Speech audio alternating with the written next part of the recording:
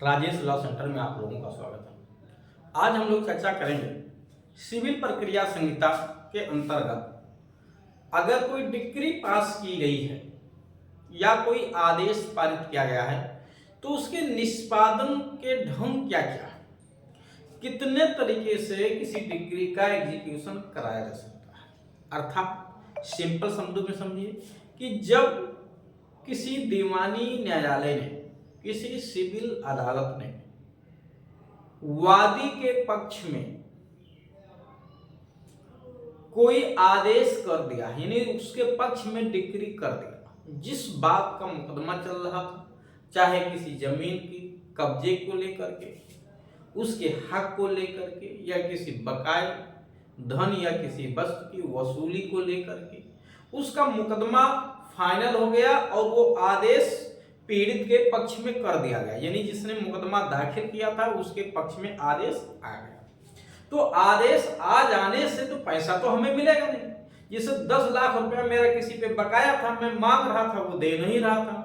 मेरे मकान पे किसी ने या मेरे खेत पर किसी ने जबरदस्ती कब्जा कर लिया था, मैं कह रहा था भैया छोड़ दो आप, ये मेरी जमीन है, मैं इसका मालिक हूं, मेरे नाम बैनामा है या जो भी कुछ, वो नहीं दे रहा था, जबरदस्ती कब्जा हुआ था। मैं गया दीवानी कोर्ट में और वहां से मुकदमा दाखिल किया। कोर्ट कौन सी है, कहां मुकदमा दाखिल किया जाएगा, ये सीपीसी में शुरू में आपको बताया गया। ठीक है, शुरू में जब सीपीसी के शुरुआती सेक्शन के प्रोविजन पढ़ेंगे तो वहां आपको सारी चीजें मिलेंगी। मुकदमा दाखिल किया, उसमें दोनों पार्टियां हाजिर हुई, साक्ष्य सबूत पेश किए गए, निर्णय मेरे फेवर में आ गया, यानी वो पैसा मेरा देने के लिए 10 लाख रुपया आदेश हो गया कि मुझे 10 लाख रुपया दिया जाए या जमीन पर कब्जा छोड़े और कब्जा मुझे सौंप दे। लेकिन क्या ये आदेश देने की तारीख से मुझे वो पैसा या जमीन पे कब्जा मेरा हो गया अपने आप से? नहीं। तो या तो वो दे दे या उसे दिलवाया जाए। तो ये दिलवाने की प्रक्रिया कोई नहीं। अब हम उसी कोर्ट में जाएंगे, फिर से वो कहेंगे साहब जो आपने आदेश किया था मेरे पक्ष में, डिक्री की थी मेरे पक्ष में, उसे वो मान नहीं रहा है, अतः उस आदेश को परिवर्तित कराइए मेरे पक्ष में, उसको इन्फोर्स कराइए, यानी उस आदेश को लागू कराइए। उसी को कहते हैं निष्पादन कराना, आदेश को एग्जीक्यूट कराना। इसी को कोर्ट भाषा में इजराय भी कहा जाता है। क्या कहते हैं? इजराय कराना। तो ये निष्पादन कैसे कराया जाएगा? निष्पादन न्यायालय उस कोर्ट के पास क्या पावर है, निष्पादन की क्या प्रक्रिया है और निष्पादन न्यायालय की क्या शक्तियां हैं, उसी पे ये वीडियो मैं बना रहा हूं। सिविल प्रक्रिया संहिता 1908 डिक्री के निष्पादन की प्रक्रिया 51 से 54 में है और निष्पादन न्यायालय की पावर आदेश 51 में बताया गया है। शक्तियां, powers of the execution court, निष्पादन न्यायालय की शक्तियां 51 में बताया गया है।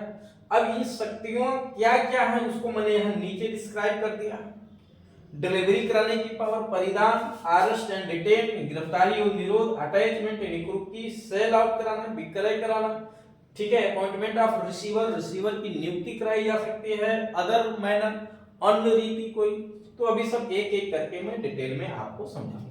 अब प्रश्न कहा सिविल मामला क्या है, सिविल मुकदमा कहां दाखिल होता है, कैसे दाखिल होता है, ये सब धारा 9 से लेकर धारा 26 तक में बताया गया है। ठीक है, यद्यपि मुझे लगता है इस पे चैनल पे वीडियो नहीं उपलब्ध होगा, इस पे भी वीडियो बना दिया जाएगा। यद्यपि पूरा सीपीसी आप देखेंगे एक्ट में, आपको चैनल पे आपको पूरा का पूरा सीपीसी उसके साथ यानी आदेश और जो है भाग को एक बार में मैंने समझाने की कोशिश की है, तो एक बार वहां से जरूर आप लोग उसको देखने की कोशिश करिएगा। चलते हैं निष्पादन की प्रक्रिया, यानी मुकदमा दाखिल हो चुका है, निर्णय मेरे पक्ष में आ गया, अब उस आदेश को कैसे लागू करना है। तो आपको यह समझना है कि जिस कोर्ट ने डिक्री पास की है, जिस कोर्ट ने डिक्री पास की है, डिक्री का निष्पादन या तो वो स्वयं या जिस किसी को ट्रांसफर कर दिया जाए वो न्यायालय एग्जीक्यूशन करा सकता है, यानी इजराय करा सकता है। ये पूरा एग्जीक्यूशन कौन सा न्यायालय करा सकता है, उसकी क्या पावर्स होंगी, ये आपको धारा 38 से लेकर के धारा 47 तक में बताया गया है। 38 से लेकर 47 तक में। लेकिन निष्पादन न्यायालय की शक्तियां और निष्पादन की प्रक्रिया क्या होगी, ये आपको मैं इधर समझा रहा हूं, सेक्शन 51 से लेकर के सेक्शन 74। आइए पहले डिक्री के निष्पादन की प्रक्रिया। अगर आपसे क्वेश्चन मेंस में ये पूछा जाता है कि डिक्री के निष्पादन की प्रक्रिया क्या है, प्रोसीजर क्या है, तो आपको धारा 51 से 54 तक का उल्लेख करना है। 51 से 54 में क्या क्या प्रक्रिया है, तो देखिए यहाँ इसका चार्ट मैंने बना दिया है चारों धाराओं का। पहला लिखा है निष्पादन न्यायालय की शक्तियां बताई गई है 51 में। निष्पादन न्यायालय की शक्तियां यानी जो न्यायालय डिक्री का निष्पादन कर रहा है, कौन सा न्यायालय डिक्री का निष्पादन करता है, सेक्शन 38 में बताया गया है। तो जो न्यायालय निष्पादन कर रहा है उसकी पावर्स क्या है, निष्पादन न्यायालय की पावर क्या है 51। इसमें 5 शक्तियां दी गई हैं। क्या शक्तियां हैं, कितनी, 5 शक्तियां हैं। डिलीवरी कराना यानी परिधान कराना, दूसरा संपत्ति को कुरूप कराने की पावर, उसको सेल आउट कराने की पावर, ऐसे जजमेंट डेप्टर को गिरफ्तार करने की पावर, उसे जेल में रखने की शक्ति, रिसीवर की नियुक्त करने की पावर, कोई अदर मैनर। यानी इस तरह से जो ये 5 लिखे, इनमें से 4 एक दृष्टांत मात्र हैं, क्योंकि 5वां जो एग्जॉस्टिव नेचर का वो कहता है कोई अनरी, जो कोई न्यायालय अदर कोई मैनर समझे उचित वो भी यूज कर सकते हैं, उसको कोई प्रिस्क्राइब नहीं किया गया। उसके बाद लिखा है सेक्शन 52 में विधिक प्रतिनिधि के विरुद्ध डिक्री का निष्पादन। देखिए विधिक प्रतिनिधि पे आपको 2 धारा मिलेगी, धारा 50 और धारा 52। विधिक प्रतिनिधि अगर आपकी परीक्षा में पूछा जाता है विधिक प्रतिनिधि क्या है, या विधिक प्रतिनिधि पे टिप्पणी लिखने के लिए आता है, तो आपको सेक्शन 50 लिखना है।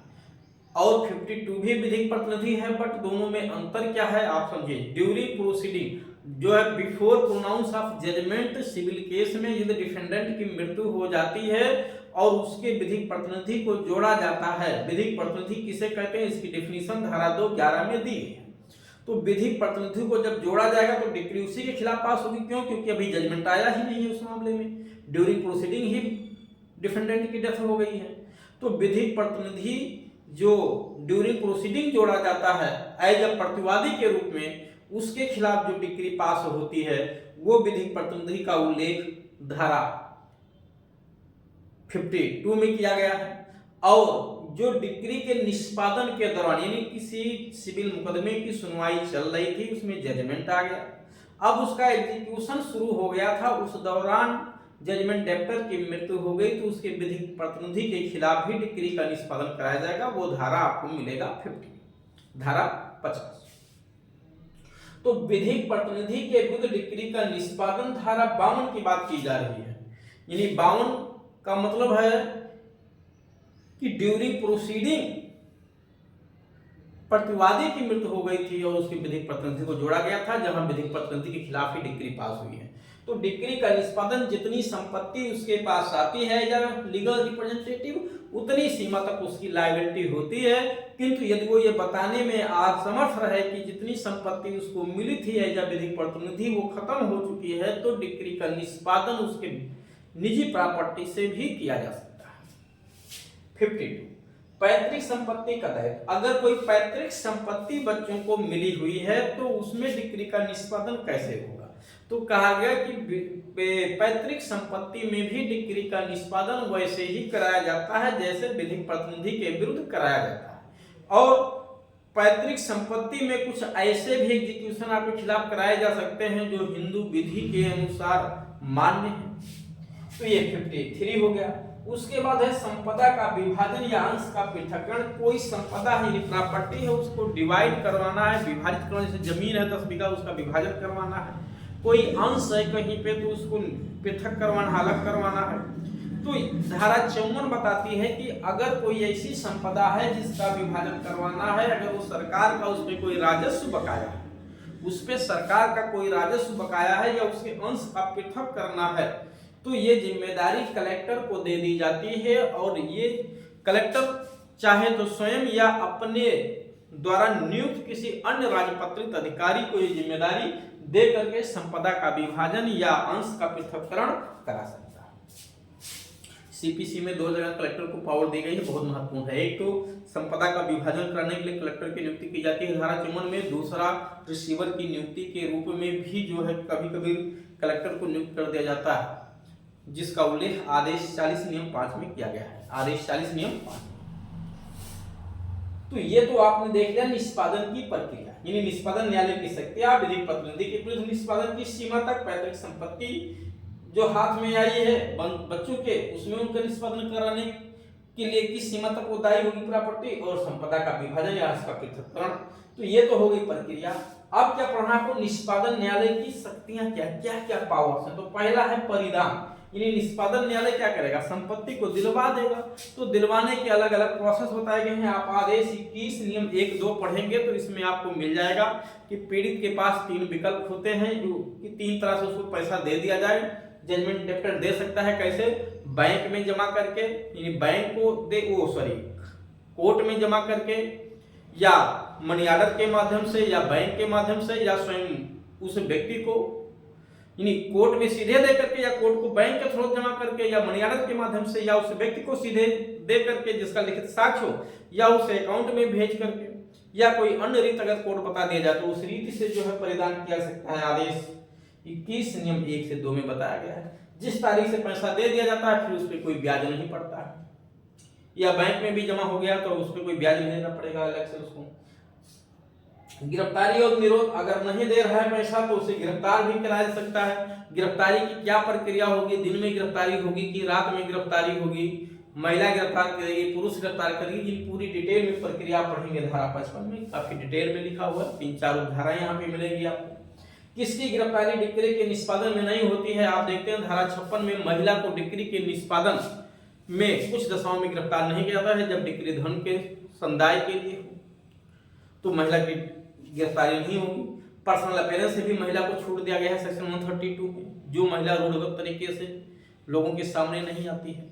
लेकिन डिक्री के निष्पादन में भी गिरफ्तारी से छूट है, ये ध्यान रखिएगा। वो भी तब जब धन की डिक्री का निष्पादन हो। इसका मतलब है अगर धन की डिक्री से भिन्न कोई डिक्री है तो उस एग्जीक्यूशन में महिला को गिरफ्तारी से कोई छूट नहीं है। और अगर कोई व्यक्ति गिरफ्तार होकर जेल जाता है तो उसका जेल में रहने का जो खर्चा पानी है वो कौन देगा, वो डिक्री होल्डर को देना पड़ता है। ध्यान दीजिएगा, जिसके पक्ष में डिक्री आई है अगर वो नहीं खर्चा पानी देगा तो फिर वो जेल नहीं जाएगा, और गया है तो वापस आ जाएगा। तो इसी को जीवन निर्वाह भत्ता कहते हैं। जीवन निर्वाह भत्ता का निर्धारण राज्य सरकार के द्वारा बनाए गए नियमों के अनुसार किया जाता है, और ये जीवन निर्वाह भत्ता डिक्रीदार को देना पड़ता है, डिक्री होल्डर को देना पड़ता है जजमेंट डेप्टर के लिए, क्योंकि जजमेंट डेप्टर जेल में जाएगा तो डिक्री होल्डर को पैसा देना पड़ेगा, ऋणी को पैसा देना पड़ता है। इस पैसा तो सरकार के पास जमा हो जाएगा, लेकिन वो खर्चा सरकार करेगी उस पर।